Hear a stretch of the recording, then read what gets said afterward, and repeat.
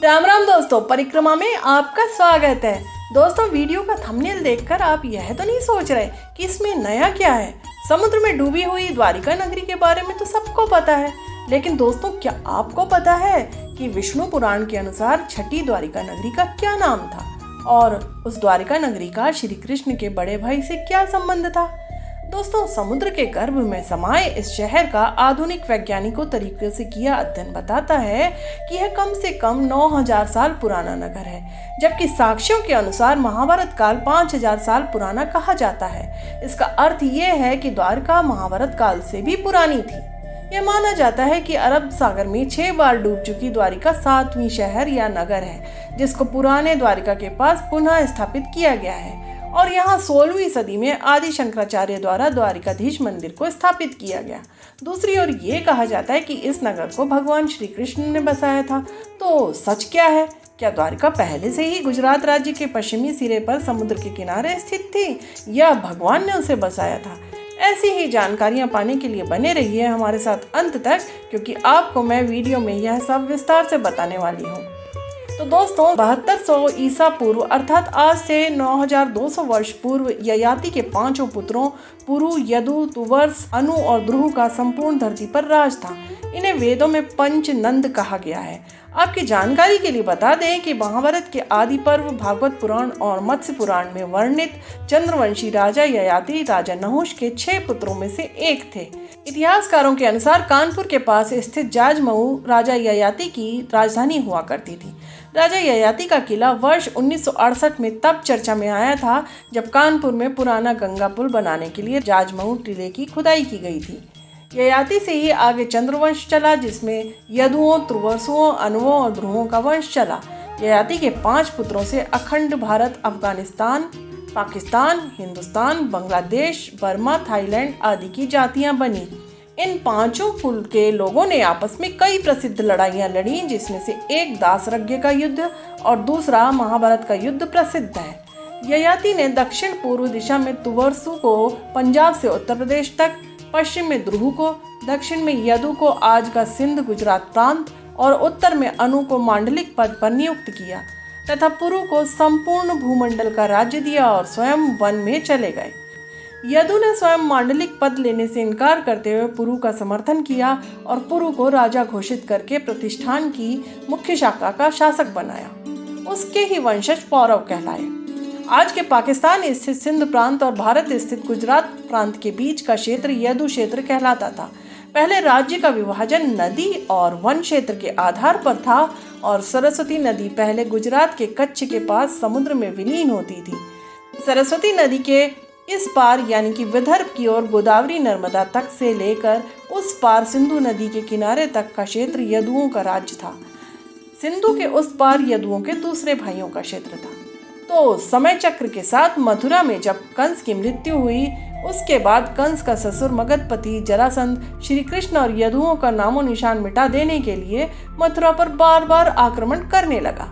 तब गरुड़ की सलाह और कक्कू दमी के आमंत्रण पर कृष्ण मथुरा को छोड़कर कुशस्थली आ गए।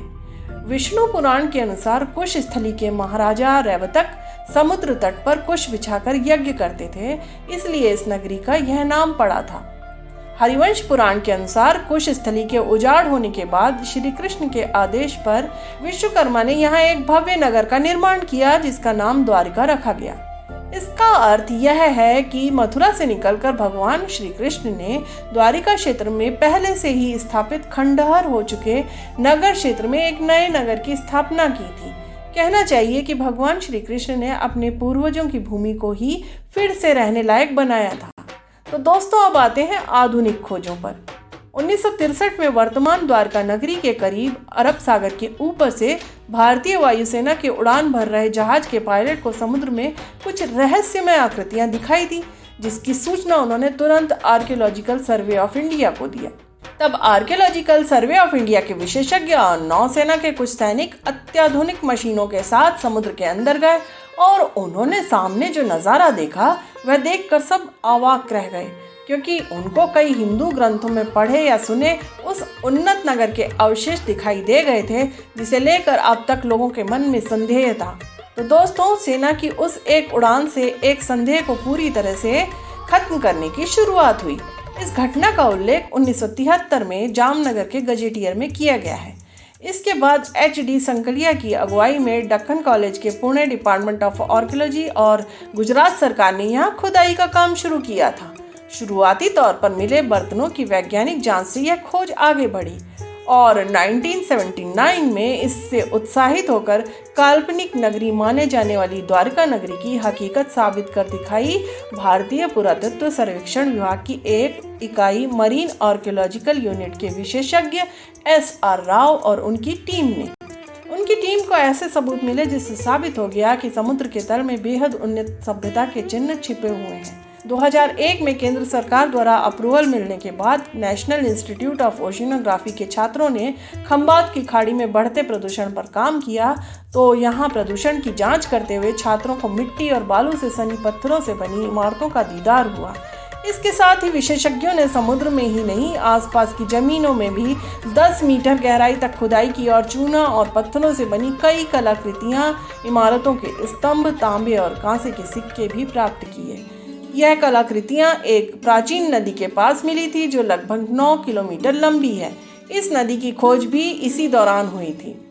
फिर इन नमूनों को मणिपुर और ऑक्सफोर्ड यूनिवर्सिटी में भेजा गया, जहां कार्बन डेटिंग तकनीक से पता चला कि कुछ नमूने 9000 साल पुराने हैं। दोस्तों, आज खगोलीय गणनाओं, गणितीय संक्रियाओं एवं आधुनिक सॉफ्टवेयर की मदद से पता लगाया जा सकता है कि कौन सी प्राचीन घटना कब घटित हुई होगी।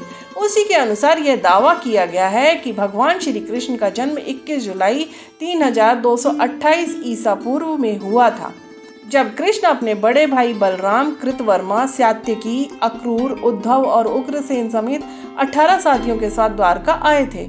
इसके बाद उन्होंने 36 साल तक यहाँ राज किया और इसके बाद उन्होंने अपने प्राण त्याग दिए। भगवान कृष्ण के विदा होते ही द्वारका नगरी समुद्र में डूब गई और यादव कुल नष्ट हो गया।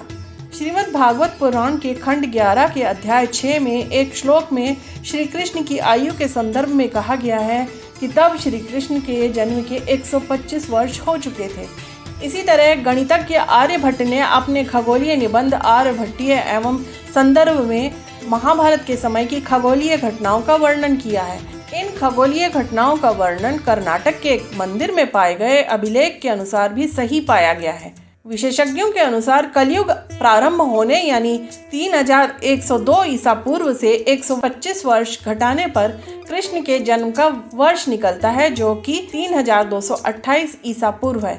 इसी आधार पर कहा जा सकता है कि श्री कृष्ण का अवसान 18 फरवरी 3102 ईसा पूर्व दोपहर को हुआ था और तभी द्वारका नगरी जलमग्न हुई थी। तो दोस्तों, आपका इस पर क्या सोचना है कमेंट करके बताएं और मिलती हूँ मैं आपको ऐसे ही अगले वीडियो में। तब तक के लिए नमस्कार।